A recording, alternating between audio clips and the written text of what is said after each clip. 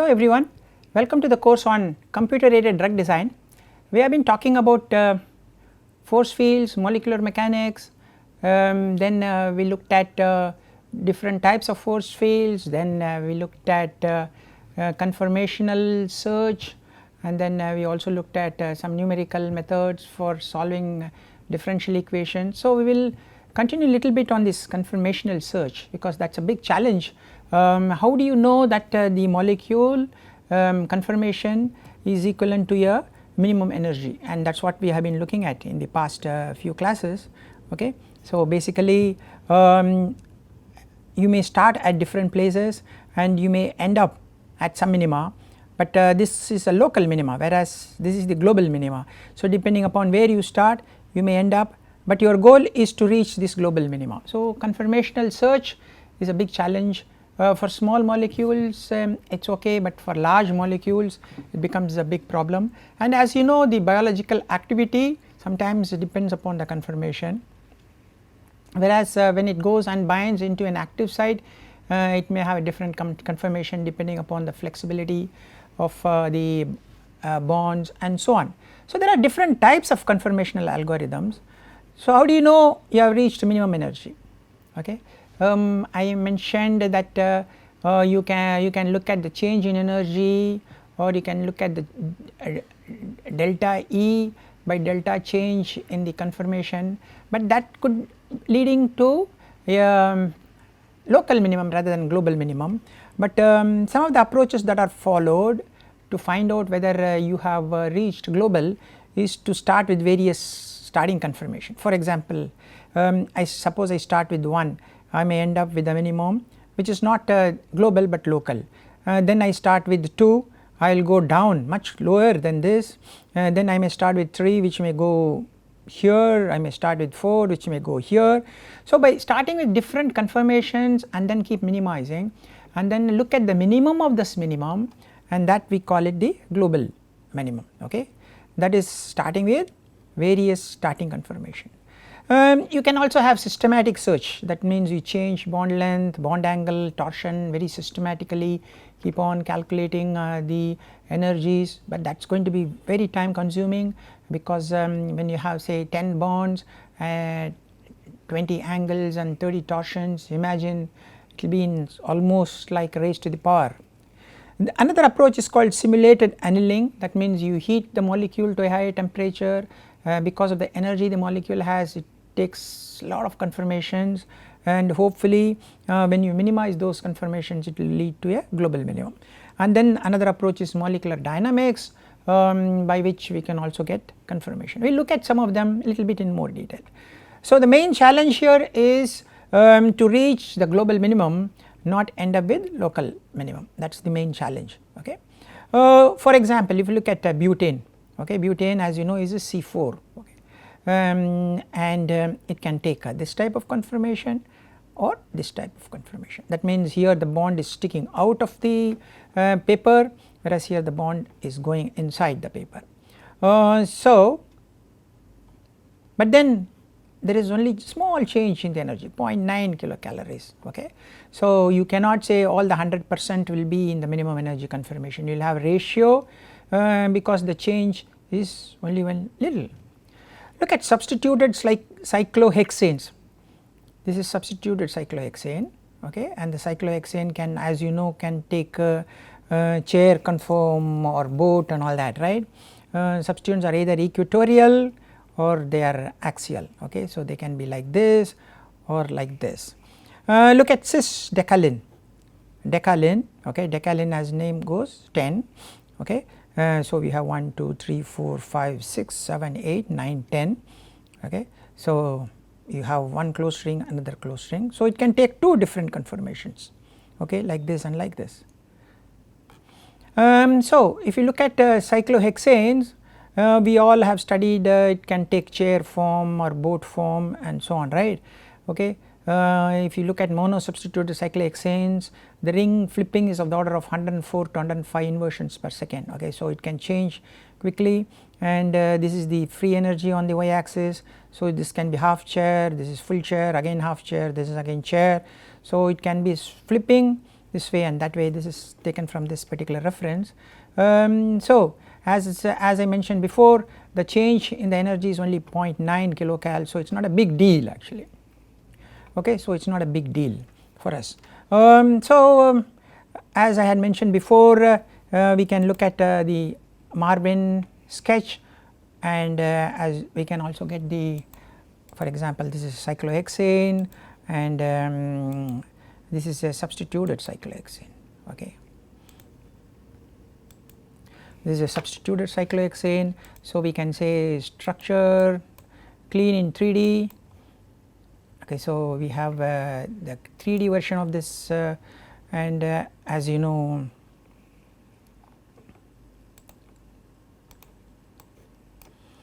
okay, so this is for this, and we can look at it like this. Okay, so this is not the minimum energy conformation.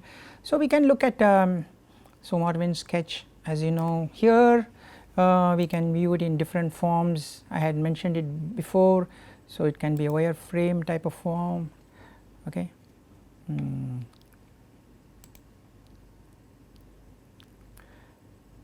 Ball and stick. Okay, now we can look at some calculations, we can look at conformations, different conformers we can say. Okay, so I want to look at 10 conformers here.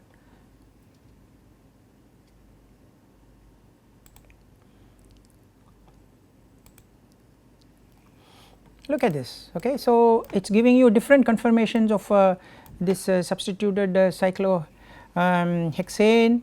So this is 9.75.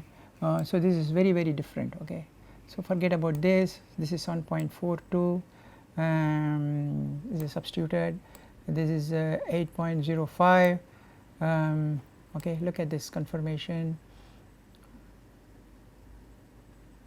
Okay, as you can see, this is nice looking chair.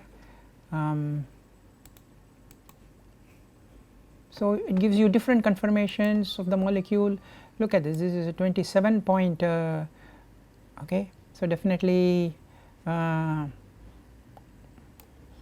high energy. Whereas look at this conformation. Okay, 2.09. Okay.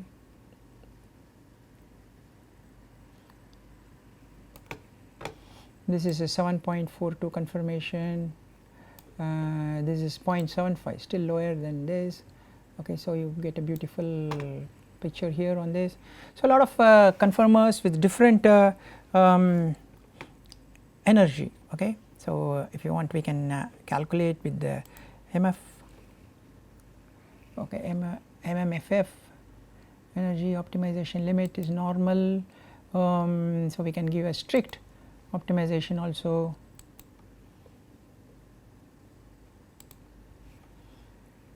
So by doing that, okay, so we can see this this particular conformation is quite low energy wise, energetically.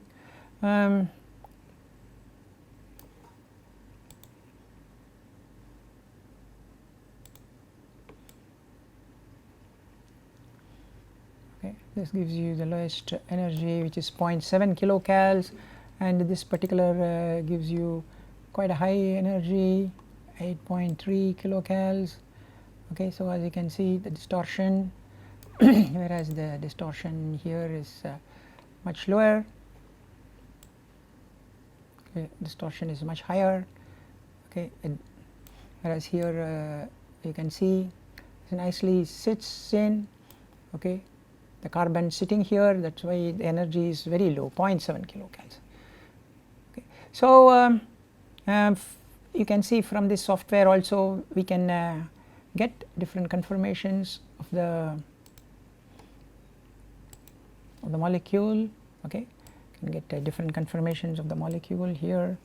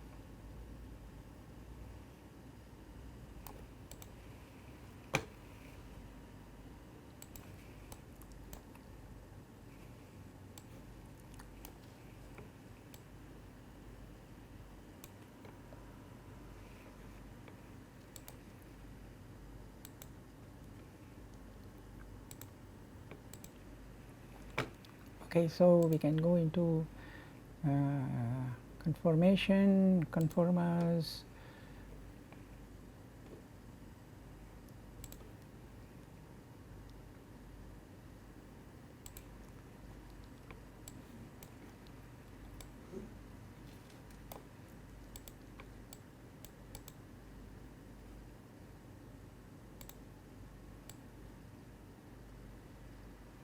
So we see 13 kilocals, 13.5, 13. So some of them are good. 14. So you get different conformations, but most of them are almost same.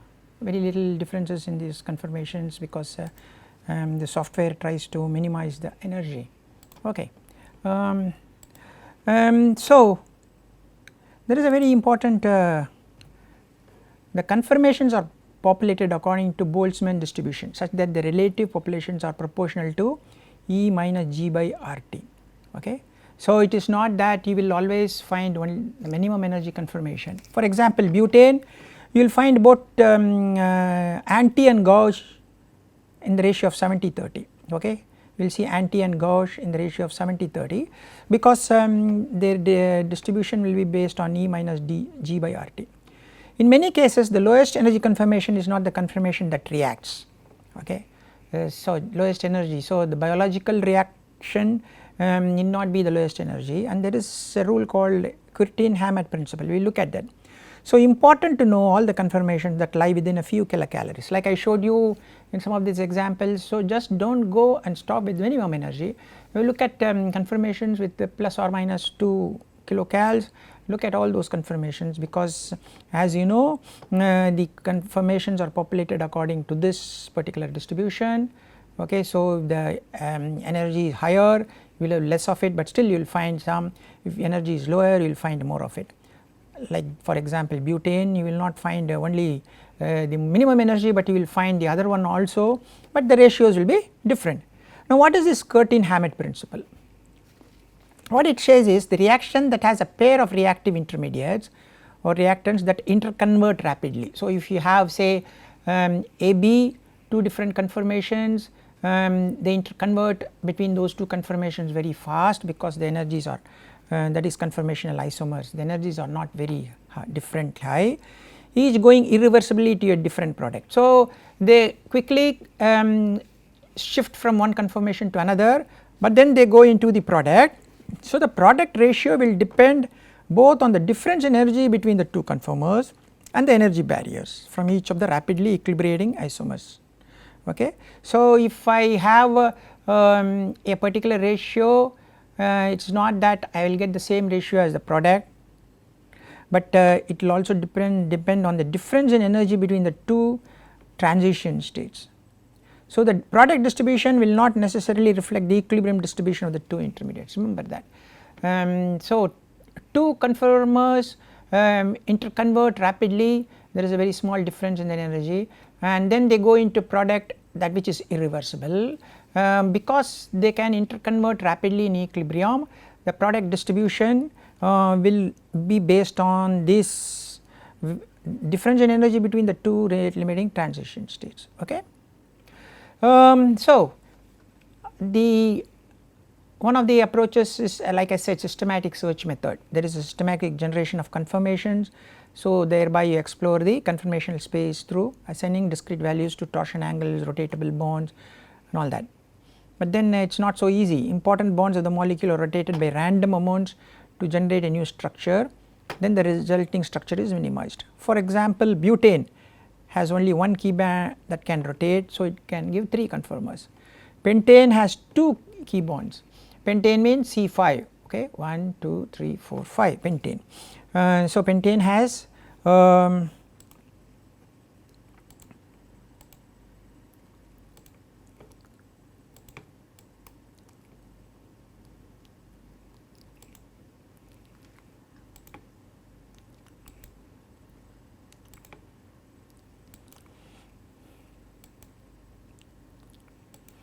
so pentane, how many key bonds has pentane? Has 2 key bonds, okay. So, this bond and this bond, pentane has 2 key bonds, whereas if you look at butane has only 1 key bond, okay. Butane, for example, this is the only one key bond for butane which can rotate. Pentane has this bond and this bond, 2 key bonds which can rotate. So, in the case of pentane you can have 9 conformations. Hexane has 3 key bonds, okay. Hexane, for example, let us look at hexane.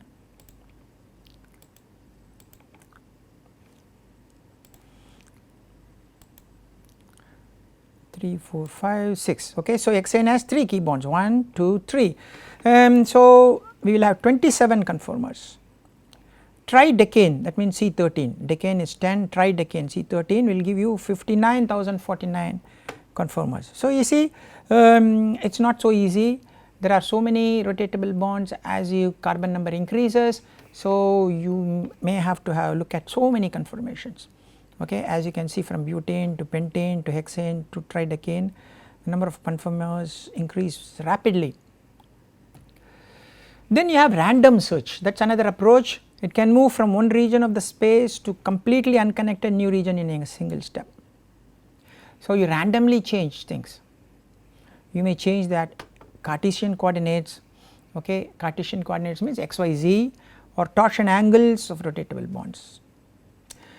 You go another approach that is called Monte Carlo search. This is based on statistical mechanics. Then we have the genetic algorithm. These are called a class GA, a class of optimization method that are based on Darwinian evolution. So, you large scale optimization algorithm mimicking a biological evolution in a randomly generated population. So, you look at number of conformations from this population, okay.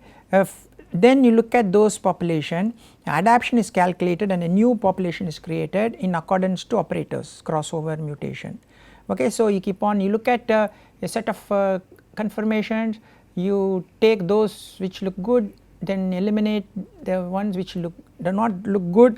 So, that is like almost like evolution, and then proceed, okay. That is what is called genetic. There are various variations to genetic algorithm also.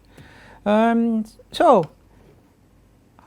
okay, once we do the conformation, we need to know whether the molecule has attained its what is predicted and realities. As I had mentioned before, X-ray is a very good technique. It gives you the coordinates of the molecule, so we can cross check whether conformation matches.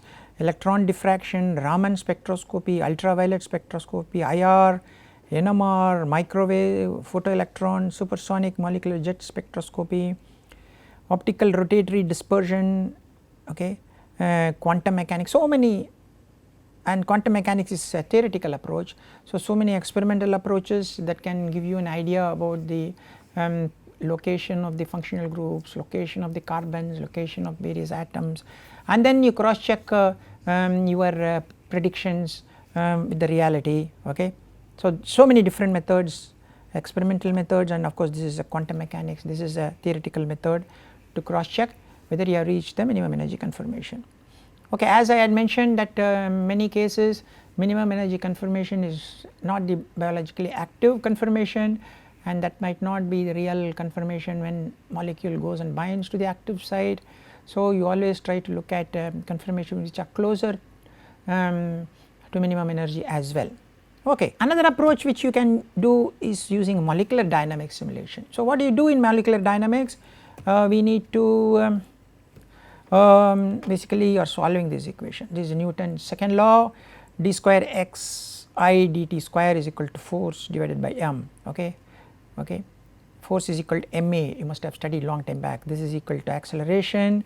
So, if you integrate this equation, you can get the coordinates, new coordinates starting from one set of coordinates at certain time point, given a force and given a mass. So, you get successive conformations of the system as a function of time by solving this particular equation. Okay. Okay. So, so it gives a trajectory that specifies how the position and velocity of the particle in the system vary with time. Okay. As you solve, you know the coordinates xi at the time ti. So, when you do ti plus delta t, you will find a new xi plus delta t and so on actually. So, basically you are solving that Newton's law of motion. Three types of problems: no force acts on each particle between collisions. Okay. The particle experiences a constant force between collisions, that is charged particle moving in an uniform electric field. So, there is an uniform electric field, so they uniformly feel a force, whereas the first one there is no force acting until they collide. Force on the particle depends on its position related to the other particles. Okay. So, there could be attractions, repulsions and so on. So, these are different types of things that can happen when you do a molecular dynamics. So, what do you do? As I said, integration is broken down into many small stages, each separated in time by a fixed time delta t. Basically it is a numerical integration. The total force on each particle in the configuration at time t is calculated as a vector, sum of its interactions with other particles. Okay. Then from the force we can determine the accelerations, then we get the positions and velocities at t plus delta t. That is what molecular dynamics does actually. The force is assumed to be constant during this time step. You cannot assume that during this time step delta t the force changes, that complicates the whole issue actually. Then you determine the force of the particle in the new position. Okay, so you again calculate t plus 2 delta t positions at 2 delta t and so on, velocities also you calculate at t plus 2 delta t. In that way you keep on going forward. So, molecular dynamics is basically a forward starting from at t is equal to t0, you run the simulation for certain picoseconds and then calculate the new set of coordinates of the molecule. So, all the algorithms assume that the position and dynamic properties, that is velocities, acceleration etc., can be approximated at Taylor series. Okay, because as I had mentioned, solving differential equation is basically a Taylor series type of expansion. Okay. So, once you bring all the molecules together, we sort of equilibrate these molecules so that they are not overlapping, atoms do not overlap, they are sufficiently at for their distance and so on actually. Okay. So, that is what we try to do when we do the molecular dynamics. So, these are the different types of techniques that are available for predicting or for telling whether you have reached the minimum energy conformation of the molecule. Okay. So, systematic search method. Okay. Then of course, problem becomes very difficult as the number of rotatable bonds become more. Random search, you randomly go here there and then try to see the I mean here there means you get different conformation and see how the energy looks like. Monte Carlo method based on statistical mechanics, genetic algorithm method is based on selecting those conformations which are favorable, rejecting and then coming up with a new set of conformation, almost like evolution, coming up with a new set of conformation based on the population of old set of conformation. Then of course we have the molecular dynamics approach where we start with one set of one conformation at time equal to t0 and then you solve the Newton's second law, force is equal to ma, is the acceleration, that is d square x by dt square, where x is the coordinates of each of the atom, and you move from one time step T0 to T0 plus delta T, T0 plus 2 delta T and so on, and then calculate the new positions by solving this equation. So, the atoms move as a function of time. So, there could be a constant force acting on them, for example in a constant electric field if the atoms are charged, or there might not be any force acting when they are not colliding. When they are colliding, of course, because of the collision there are some forces. So, you keep doing the numerical solving this differential equation from one time point to another time point and so on. So, when you start going up to large time steps, the molecule would have taken different conformations which are very novel, and then you can look at those conformations and see whether you from there minimize the energy and then see whether it has reached the minimum energy conformation. So, these are different approaches by which you can try to arrive at the minimum energy conformation, and as I said the minimum energy conformation need not be the conformation in which the biological system may be reacting, and sometimes like I showed many examples, the conformation between the minimum most energy system and those closer to minimum energy might not be much. So, you will find molecules with different conformation based on that Boltzmann's equation e power minus g by RT. Okay, so, the distributions will be in that order. So, it is always good to look at the conformations of molecule which are slightly above the minimum energy conformation also. Okay. So, with that we complete the topic of molecular mechanics, force fields. So, because this is the most important, we had spent a lot of time on this, and as I showed you free software which can get you to draw structures of organic molecules, or we can import structures from for example Swiss ADME or even from zinc, and then we can minimize energy. It has got only one or two couple of force fields, but if you look at other softwares you may find more force fields. So, we can look at conformations, and then after that we can do a lot of property calculations. Okay. So, with that we will stop, and in the next class we will talk about quantum mechanics. Okay. Thank you very much for your time.